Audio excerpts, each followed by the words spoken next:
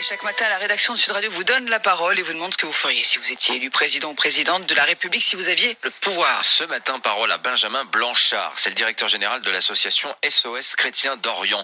L'association est née en 2013 en pleine guerre civile syrienne pour venir en aide aux chrétiens chassés de chez eux par l'avancée des djihadistes. Au Proche et au Moyen-Orient, la guerre prend souvent un tour religieux. Ainsi, hier matin, on vous en parlait dans le journal, un attentat fait au moins 25 morts, plus de 30 blessés dans une église copte du Caire en Égypte. La bombe jetée au milieu de l'église en pleine messe visait explicitement la communauté copte. C'est la plus grande communauté chrétienne du monde arabe.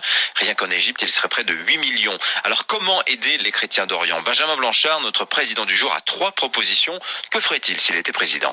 Si j'étais président, je reviendrais à la diplomatie traditionnelle de la France qui était faite de prudence et du refus de toute politique aventureuse, comme la guerre d'Irak menée par les États-Unis en 2003. Les chrétiens d'Orient ont besoin de stabilité s'ils veulent pouvoir rester chez eux. Ensuite, si j'étais président, je mettrais la Turquie face à ses responsabilités. La Turquie est membre de l'OTAN et candidate à l'adhésion à l'Union européenne. Et pourtant, sa politique est pleine d'ambiguïté avec Daesh et les autres groupes islamistes. Et puis je lui demanderais également de cesser ces persécutions contre ces minorités, que ce soit les Kurdes, les Alévis et également les chrétiens d'Orient. Et puis enfin, si j'étais président, j'accorderais un soutien économique accru aux économies de la région. Parce que les minorités, et notamment les chrétiens d'Orient, sont les plus touchés par la crise économique. Et le premier besoin des chrétiens pour rester vivre chez eux, c'est d'avoir un emploi. Et donc nous devons impérativement lever les sanctions qui frappent le peuple syrien et inciter nos entreprises à revenir dans la région.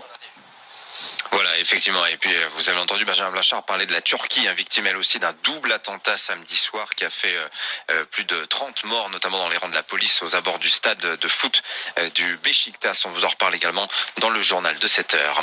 À suivre à 18 heures sur Sud Radio. Moi, président André Berkoff, vous le savez, toujours des propositions.